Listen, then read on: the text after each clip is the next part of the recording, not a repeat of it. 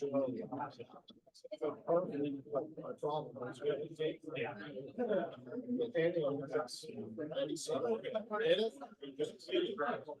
made it. So I'm trying to figure out how it's a college game can buy me a ride over to the chamber. My wife dropped me off. Oh, gotcha. Yeah. It's all right.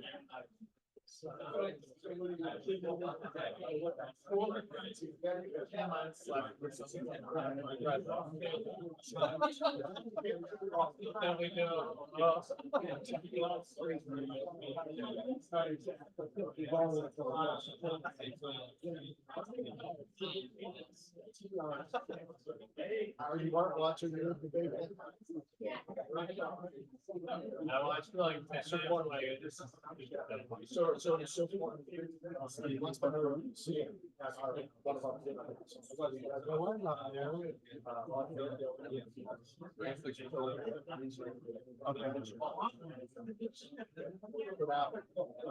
none other than Michelle Obama. And well, right into there, like I'm watching CNN. I didn't watch this on my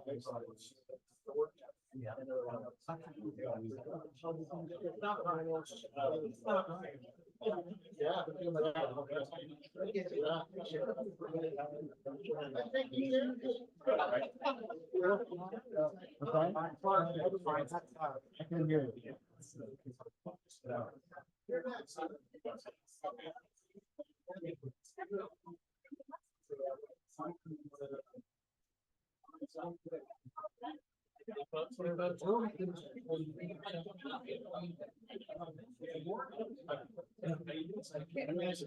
Okay, we're doing this.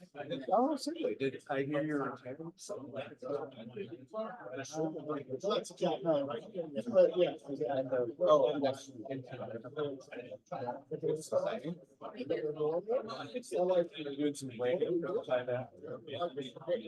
doing some planning for what you'll do.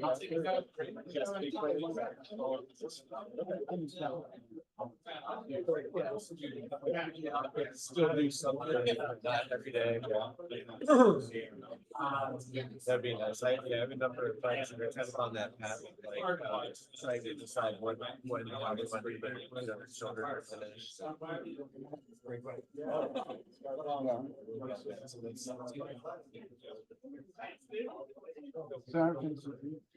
I think it's been having a lot of fun.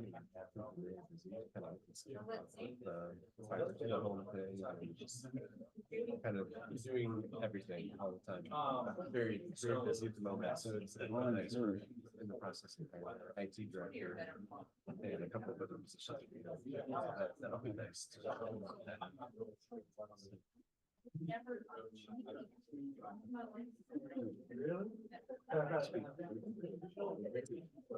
So I can spend. Okay. Let's find out when they call us. Oh, I'm sorry. Yeah. So you are.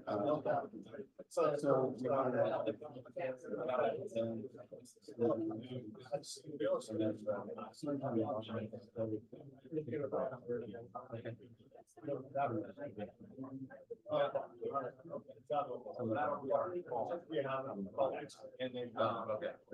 Yeah, I've been to these. Yes. Okay. I will.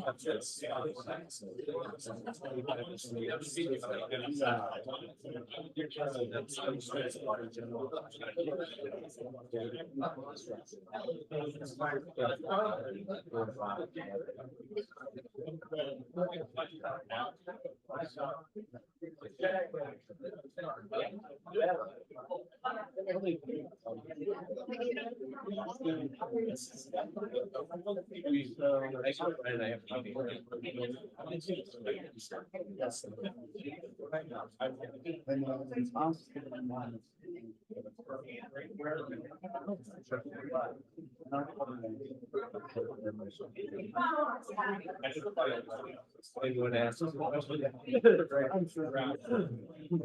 Yeah. Yeah,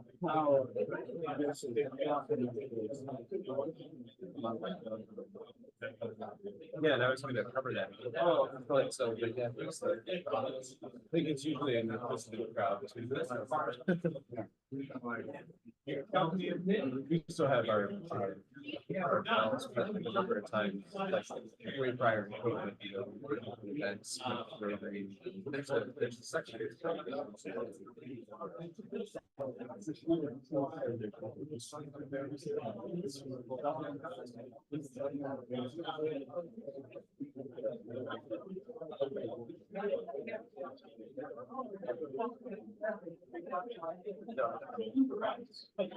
Yeah, we kind of the recommendations in there. And asking for us to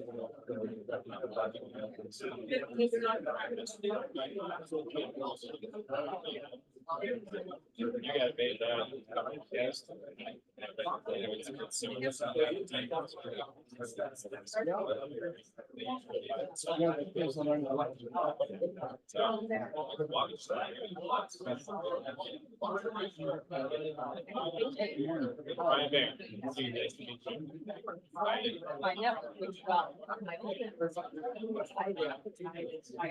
I almost filled a moment I didn't. So like that's a big so second year baking. Yeah, it's true.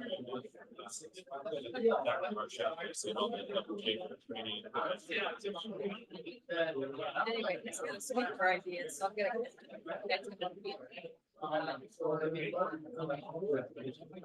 Speaking of sustainability, I think you can go on to kind of help everybody's the right things here on type stuff.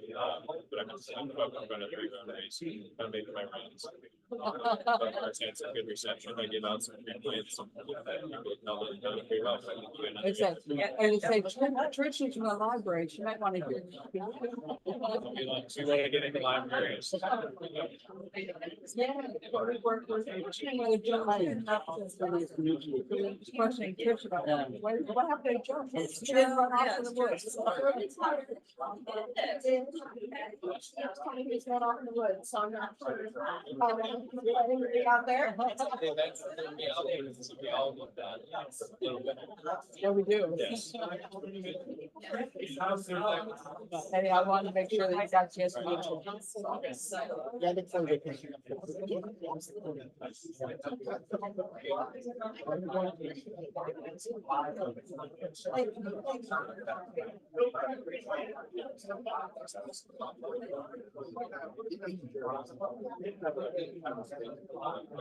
Yeah. Good morning, Grace. How are you?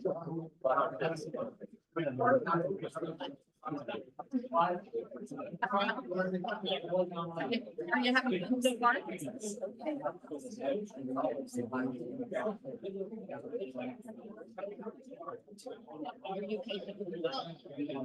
fun? The meeting?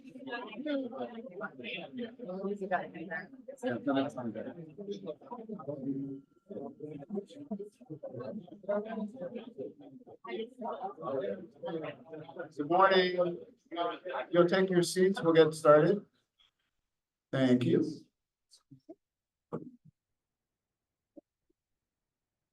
Morning. We'll say the prayer. Dear God, in whose name the founders of this country won liberty for themselves and for us, and lit the torch of freedom for nations then unborn. We ask that we and all the people of this land may have the grace to maintain our liberties in righteousness and in peace. Amen.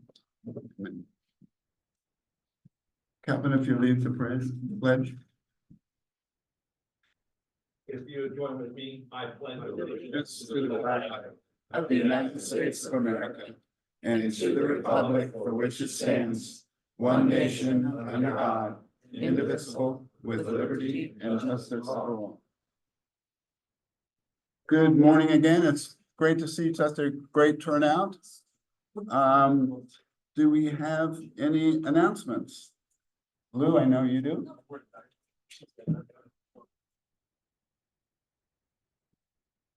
Good morning. Who's ready for a car show? we're having our, let's see, what year is it? Oh, sixth. It's the sixth annual car show. And it's scheduled for September 1st, which is Labor Day weekend in historic Dublin district. And it begins at 9 o'clock. And the awards are at 3 p.m. I have in my hands here a volunteer sign-up sheet that I like to pass around. And you can take a look at it and put your name on it. There are different times, so be aware of that for certain assignments.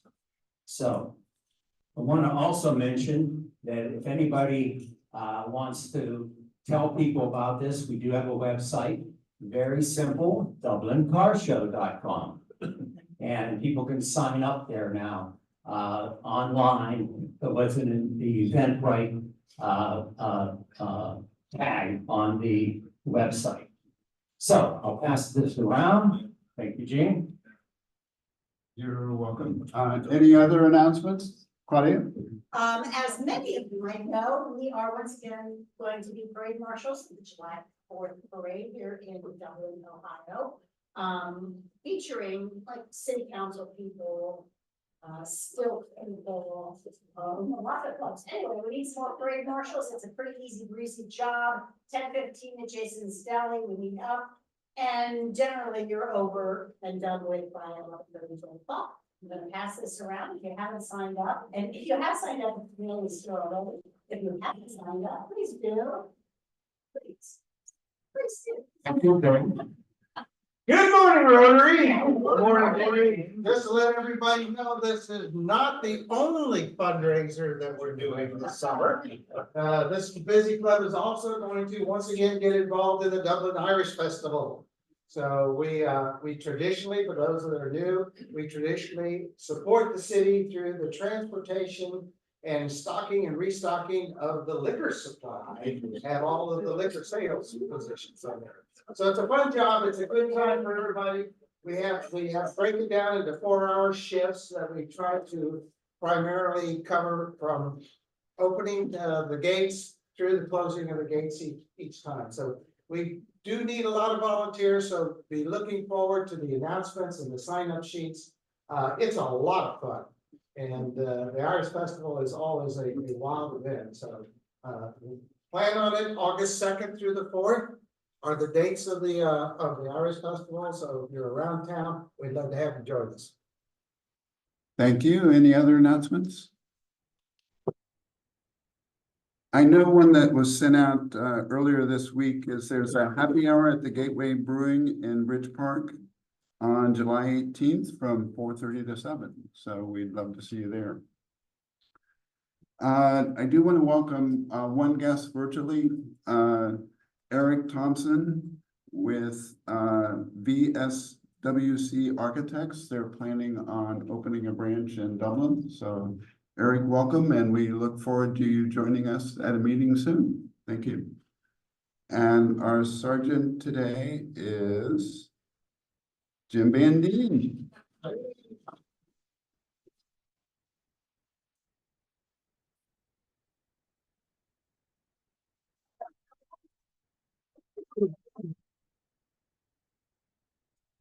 Thanks. Oh, okay. Let's see, I just happen to have. Good morning. Of course, we always have our protocol.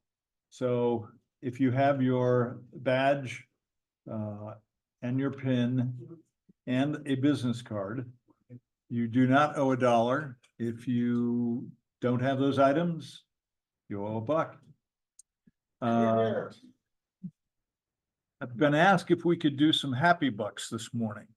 So Ingrid, you go first, please. Sure, I've got my first happy buck.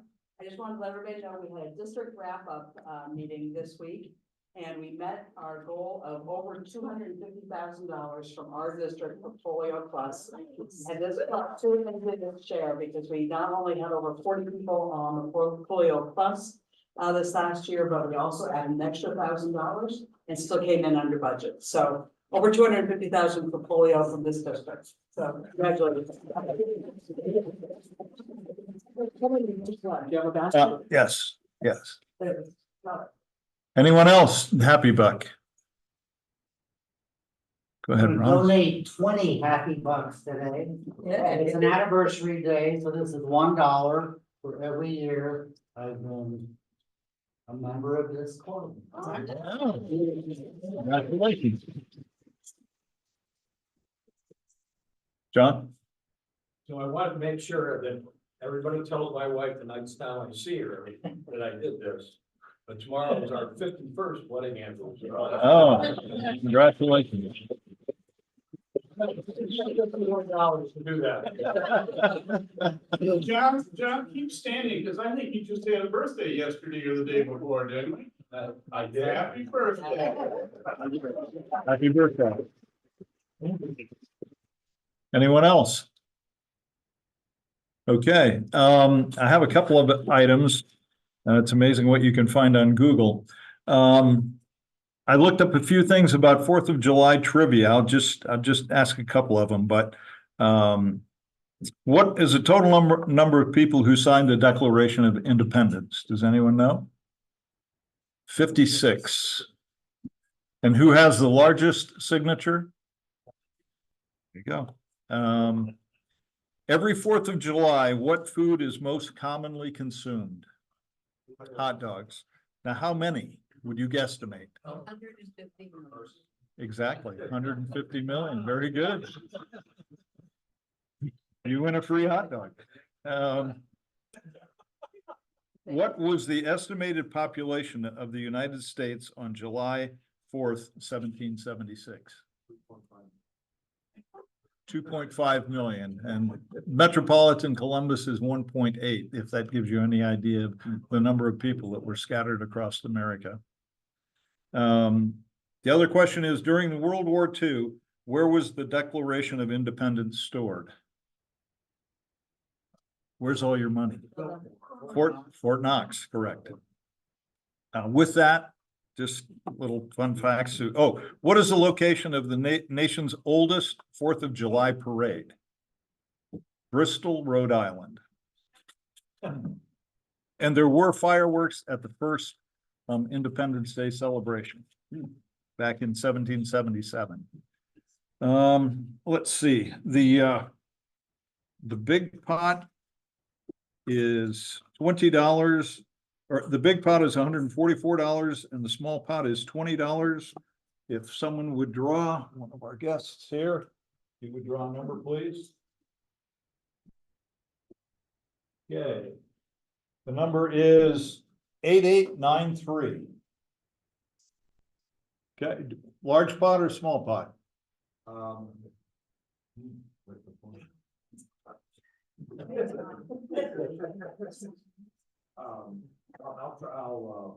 try to big numbers. Yes. Okay, you're right there. Then if you would draw another one, please.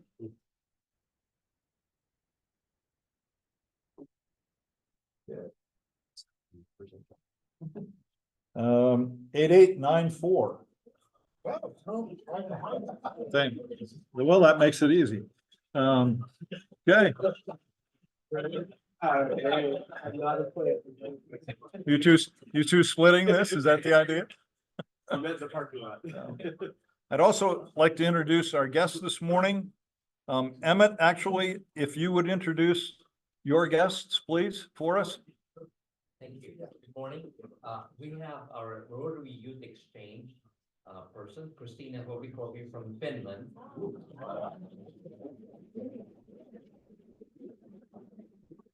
Staying with us until July 13th, and then my daughter will fly to Finland with her and stay there for another 4 or 5 weeks. 4 weeks. Thank you. My daughter, Mario, just stepped out. My wife of almost 35 years, Tara, is here. Okay, great. Welcome. Also, we have Brian Mayer, who is a guest of Susan West. Brian? So this is Brian Mayer. Brian is a fellow banker and he's from First Commonwealth Bank. And he wanted to check out the crowd. He's been here once before, but back in the old room and now he's in the big room.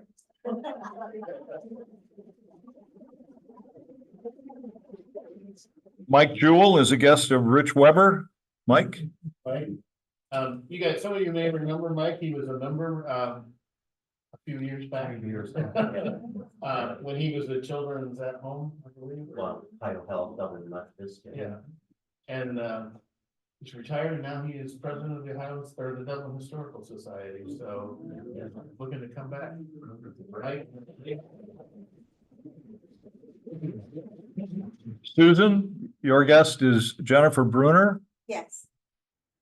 I'd like to introduce you to Jennifer. Jennifer is also another banker, but in a very special role. So we've got a lot of opportunity and she's very interested in learning about our Rotary Club. So welcome, Jennifer.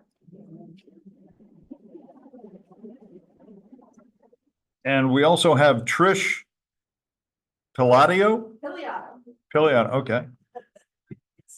Who's the new manager of the Dublin Library? Cool. Sure. Thank you all very much. Have a great 4th. Thank you, Jim. Our program today is the Fiber to Every Home Project, a partnership between Dublin and Alta Fiber. This project will ensure that every home in the city has access to internet service up to 10 gigabits. Joining us today for this presentation are Brandon Brown. Brandon is the interim director of the Department of Innovation and Technology and overseeing the city's technology operations, security, data analytics, and innovation teams. He leads the city's efforts in leveraging technology to drive innovation, enhance public services, and support the city's strategic goals. Also joining us from the city is Brian Gable. Brian is the Director of Capital Projects for the City of Dublin. In this role, he oversees much of the city's project design efforts, all of the city's construction within right-of-ways, and all of the permitting process for the construction activities. Also joining us is Colin Taylor with Alta Fiber. Gentlemen, welcome. Brandon, please.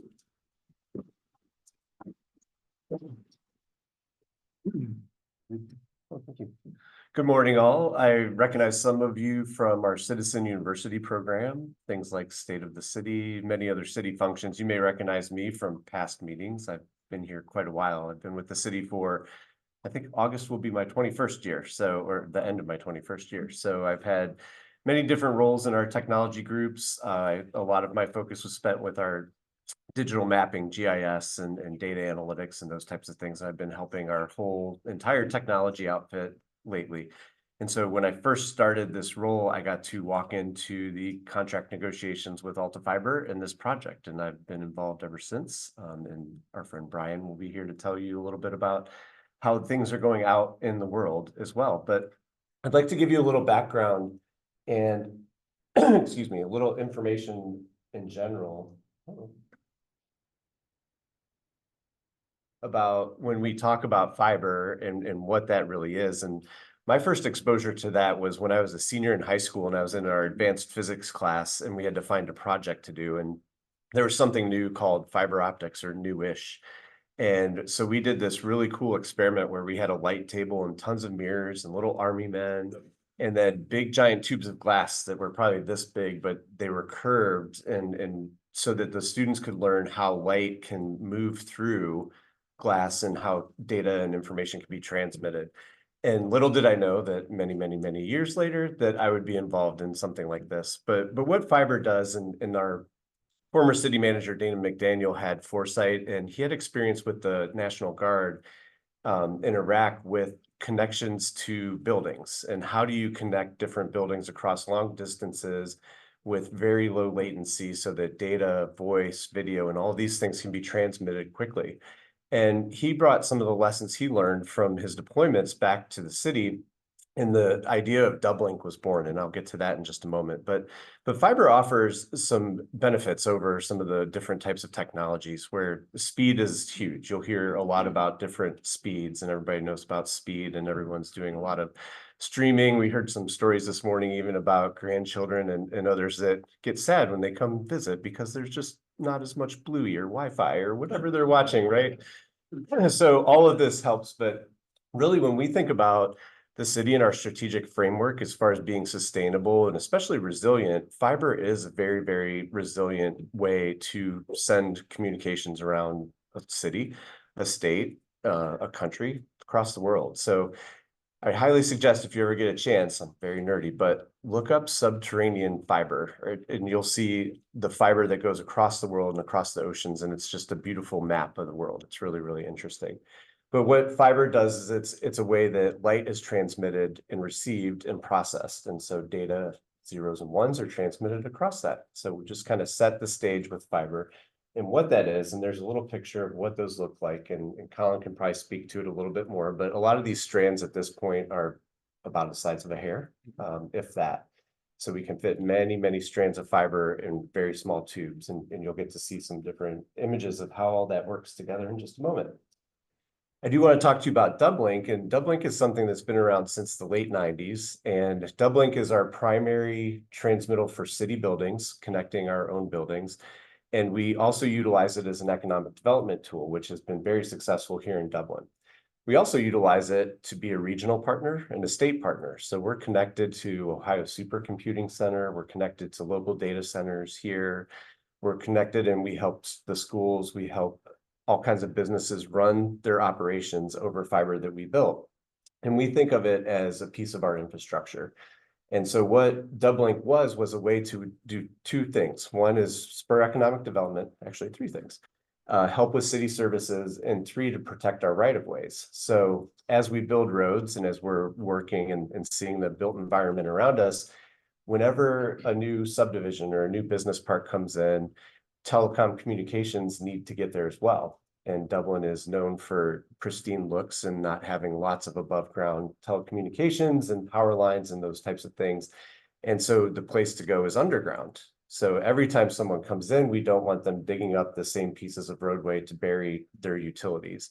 And so Dublink was conceived as a way that throughout the business corridor within the city, there's something called a duct bank, which contains many conduits. And so this image just represents those big circles are conduits, and conduits are filled with fiber.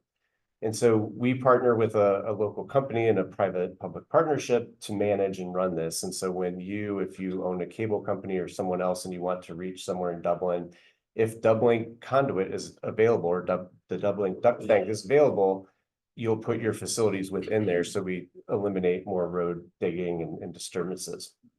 As part of this, Dublin got one conduit full of fiber, and that is exactly what we use to connect our city hall to our service center. It's also what we connect to regional partners. Our NREC, which is our 911 dispatching center, we work with 5 other jurisdictions, and they're all connected through fiber that run through Dublink.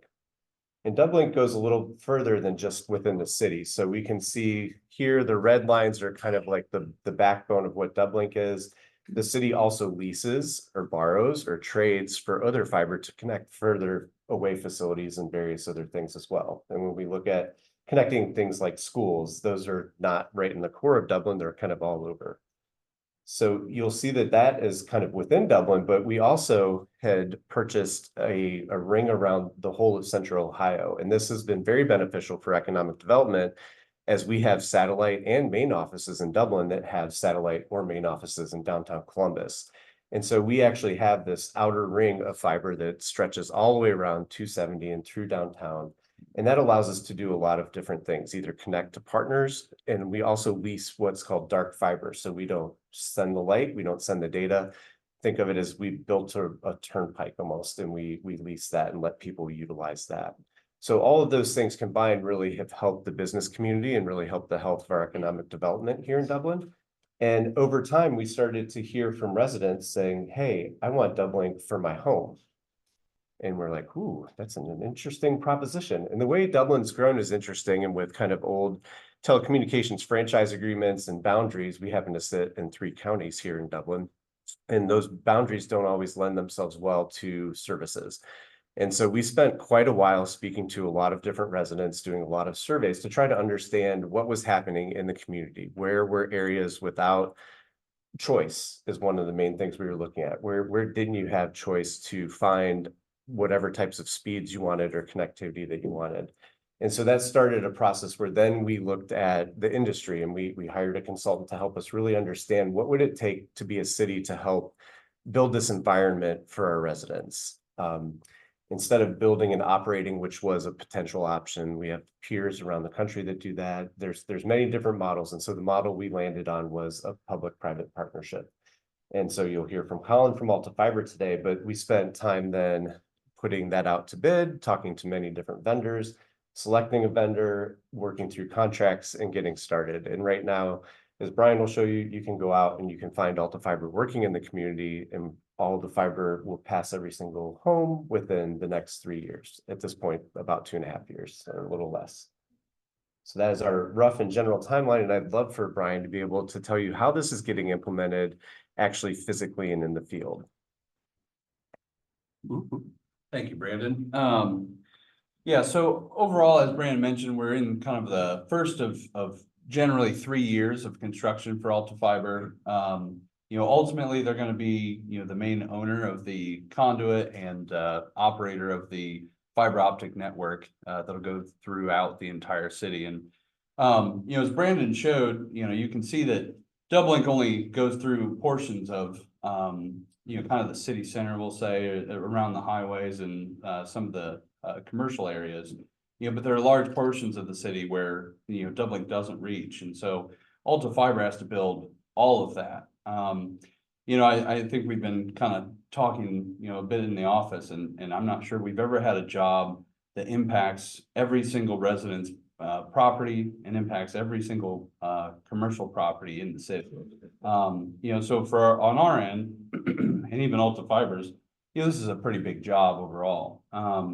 It affects everybody. So, there's a lot of coordination that we do with Alta Fiber, and there's a lot of coordination with everybody in the field and with all of our residents as we go through. So I did want to talk briefly about the overall construction process. So, we're well underway for the first year. Alta's been doing quite a bit in the city and has about 25 of their overall 80 permits, already underway in various forms, whether just approved or whether they're actually built. So several of those are already done. So the way that this process works for us, with Alta Fiber being the ultimate owner, and they're constructing the network, these work through for us as permits. So they come in as right-of-way permits with us. We take those, we review them, we process them. We check things, like making sure that they're seeing all the easements, or if there's an easier path, to build, we suggest and discuss some of those kind of network items. Once those permits are reviewed, we approve them for construction with Alta Fiber. And then once they're ready to actually go and build those in the field, they'll let us know. They put out what are called door hangers. You guys probably get them. Most of you, like me, probably just throw them away. But those are really important for us as the city, as we require everybody to notify residents and businesses when they're going to be seeing some work in the area. So they know, kind of have a contact for the company that's going to be doing the work. They can discuss if they have any questions or other issues that they see as they come up. So that door hanger actually takes you to a nice little construction page that Alta Fiber's put together. Those are really good. And then after that, you'll have, sometimes within a few days, sometimes a week or so, you'll start seeing some of these kind of people in the pictures you have here. So, on the bottom, you'll see a boring machine. On the top, you'll see, kind of guy on the other end. Once the boring machine makes it, the distance it needs to do, it's going to pull that conduit back. So, in the city of Dublin, we require, this contract specifically requires, but overall our policies and city code, requires new communications to be underground and buried. So That's something that Alta Fiber's doing. They're working through all that. And honestly, they've done a very good job so far. And obviously the biggest part of that, once you have a disturbance and go through everybody's land, is kind of putting everything back together. So, there are select locations where, Alta Fiber uses pole boxes. Some of you probably recognize what are called pedestals. They're about, thigh to waist height. Alta doesn't use those. They actually use surface level, what are called pole boxes. And once those are installed, they topsoil everything and reseed and mulch and hopefully make everything beautiful. And if they don't, we talk with people, we work with everybody and make sure that, that gets handled. And Alta's done an amazing job, honestly, of all the permits that come through and all the different companies, Alta's by far been one of the best. So it's been an excellent partnership on that aspect. And then to talk about, kind of the areas and who's next and who's where and maybe some pricing, I wanted to leave all that for Colin to be able to discuss as well. Hey, Brian. Hi, everybody. I'm Colin Taylor. I'm a program manager with Alta Fiber. Really quick, I've been here about 6 years, and my main job here is to make sure that we manage and make sure that all of our partnerships and out of territory expansions are done in a neat and efficient manner. So as Brian was alluded to, you can kind of see here, this is the map we built for Dublin and their residents. Basically, this is our construction phasing. So you could see everything in the greenish color is what we call phase 1 and what we're working on this year. As Brian mentioned, since everything is underground, we do have what we call the construction season, which is April through October. Essentially, we stop working once the weather gets bad and cold, because I'm sure most of you would not want machines and mud in your backyard throughout the winter when grass doesn't grow. So in saying that, we will be building through the fall, granted weather permitting. We want to build as many homes as we can this year. So we will build as long as weather is permitting. I'd like to mention that the door hangers that Brian had talked about, they include links which are in this presentation here. You can also find those links on Dublin's main page under their broadband initiative. That landing page allows everybody to sign up for service updates. So if you're not in phase 1, maybe you're in a phase 2 or phase 3 location.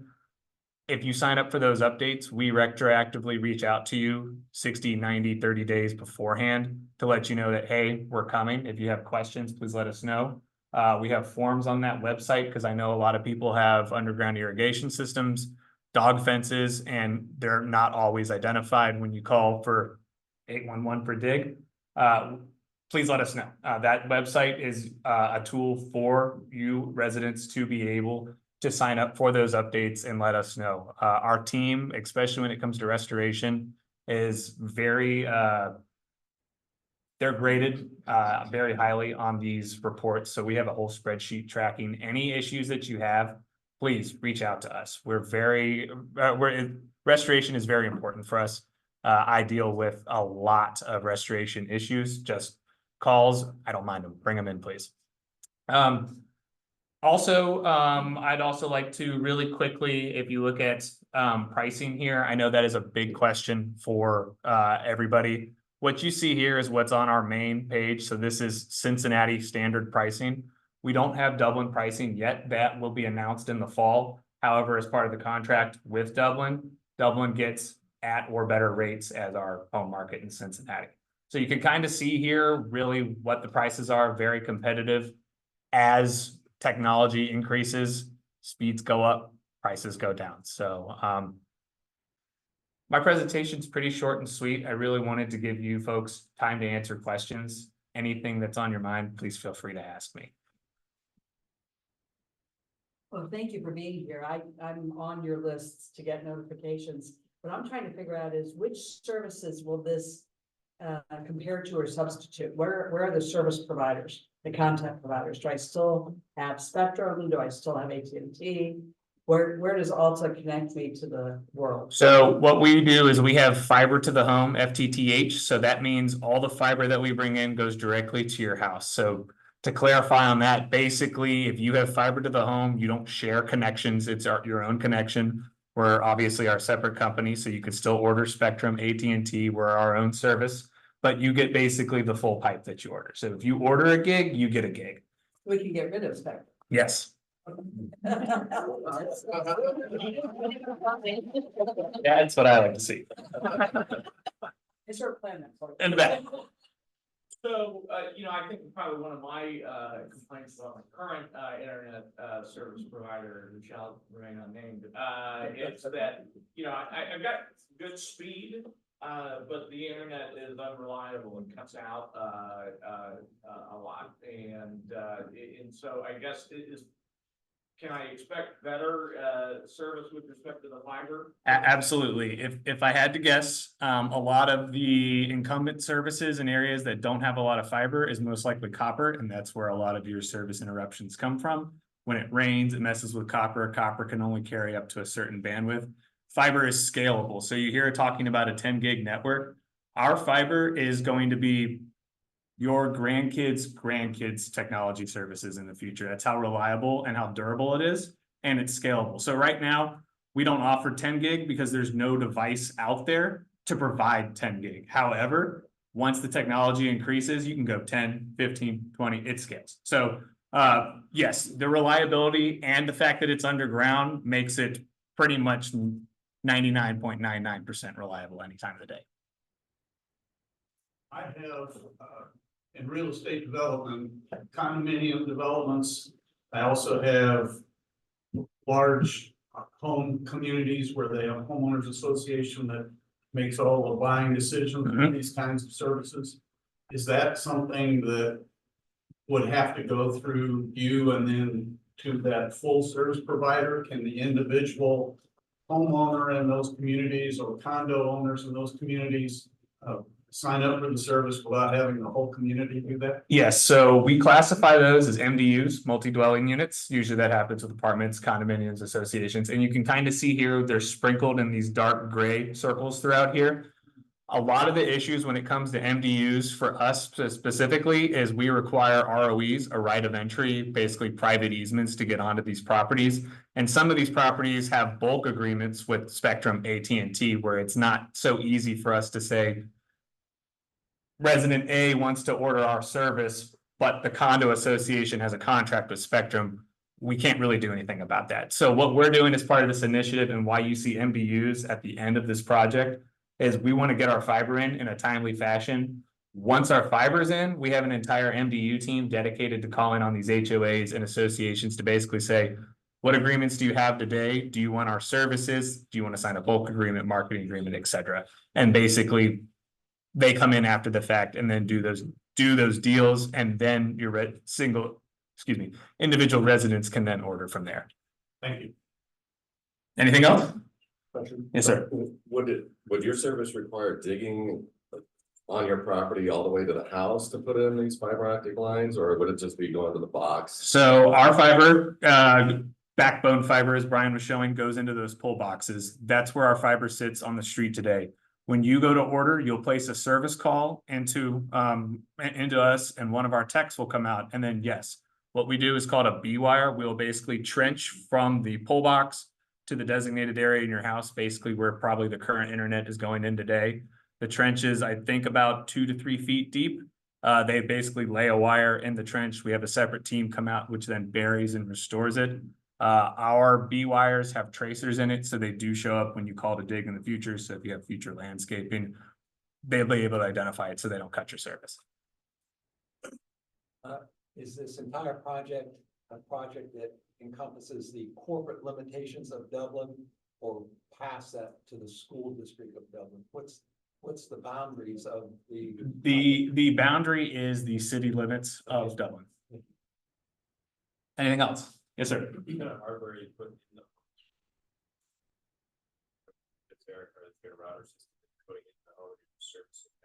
Yes, so we do have CPE, customer premise equipment. However, our higher speeds, so we provide routers up to 1 gig. Anything over a gig, which our current highest offering right now is 2 gigs, requires you to buy your own because it's special equipment and it's not really mass produced per se for the general homeowner. Granted, I'm sure as we scale, we'll start having that type of stuff, but just from a vendor standpoint, we supply up to 1 gig. Anything else would be on you. What about installation fees? No installation fees. You call in, it's all part of your monthly costs and whatnot. Our techs are very knowledgeable in what they do. My father-in-law is actually part of one of the areas that we expanded to and is very technical when it comes to making sure where the wires go in his home. Basically, our tech showed up and he said, can you bring it this way, take it up and over in the text? Yeah, sure. So they're very knowledgeable. Just speak to them when they get there and they'll answer any questions you have. Yes, ma'am. So you launch it in different phases? Correct. So phase 1 will get service and then the next phase will get service. So we're headquartered out of Cincinnati. So all our techs today would have to basically drive from Cincinnati up to Dublin to do installs. For this initial rollout, basically what we're doing is we're waiting until the majority of phase 1 is done to have a critical mass of homes, and then we'll release our techs and doors all at once. After that, it'll be business as usual because we'll then have techs up here to be able to do so. It's basically just a economy of scale, making sure we have enough people up here for the initial rollout. Anything else? Yes. How does your pricing compare competitively? I personally, no bias aside, I love our pricing. The home I lived in used to have Spectrum. Once it had Alta Fiber, I've never gone back. So I mean, you can see here basically our cheapest offer is 400 megs that is symmetrical, so upload and download for $40 a month. Very affordable. I personally have 1 gig, $70 a month, and it's just, I play a lot of video games. I'm sure you have a lot of grandkids play video games. No lag, nothing. It's great. I don't think we would have guessed that.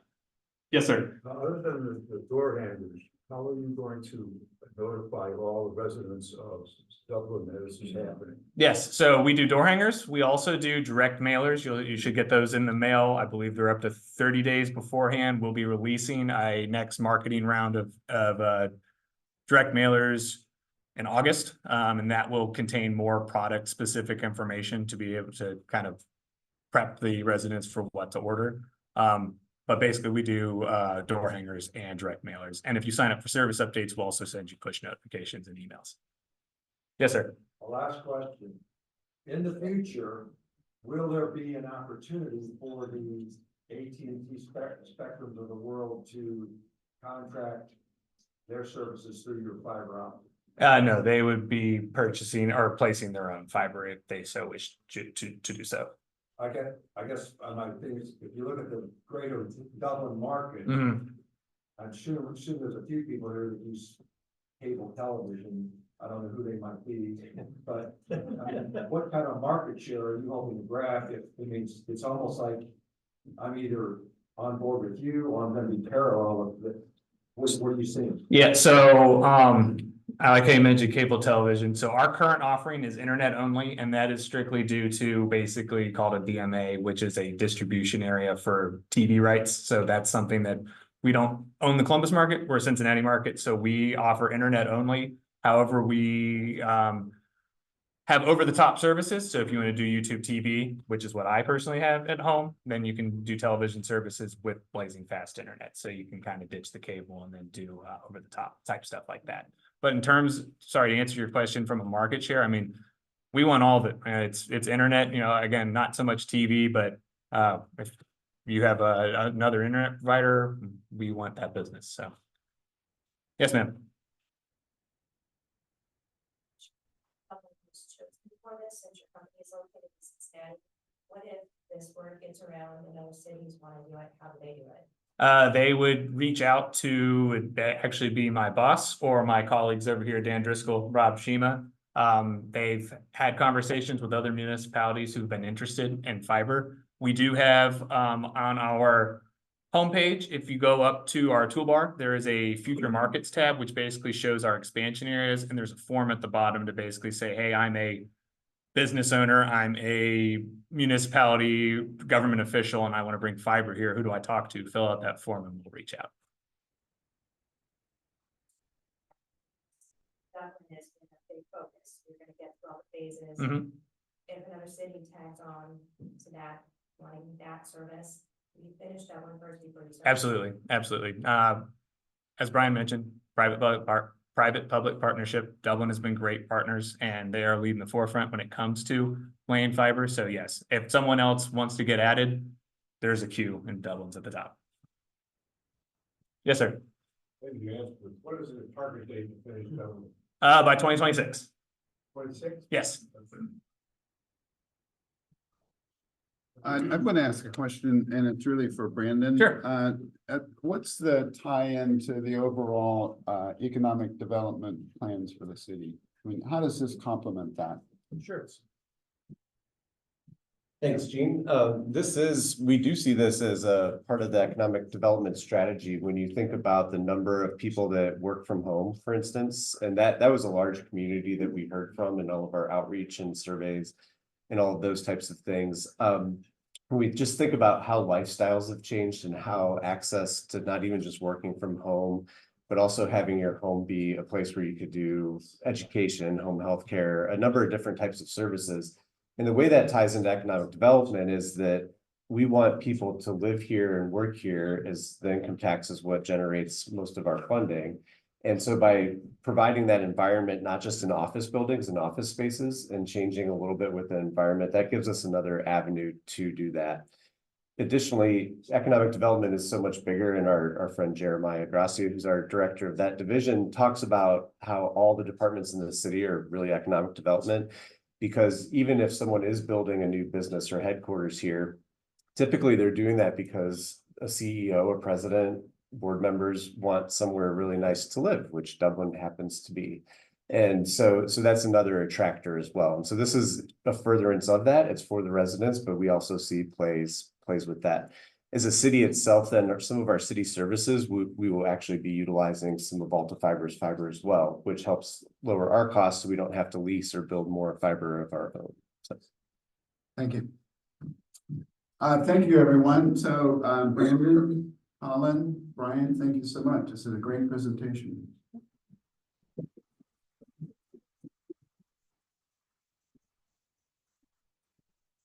Our meeting next week is, we don't have a meeting. So, but please come back on the 12th. And we will get a talk from Rick Mailer to talk about this updates with City Barbecue and what their plans are going forward. So I hope to see everyone. The closing quote for today is, act as if what you do makes a difference. It does. Thank you. Thank you.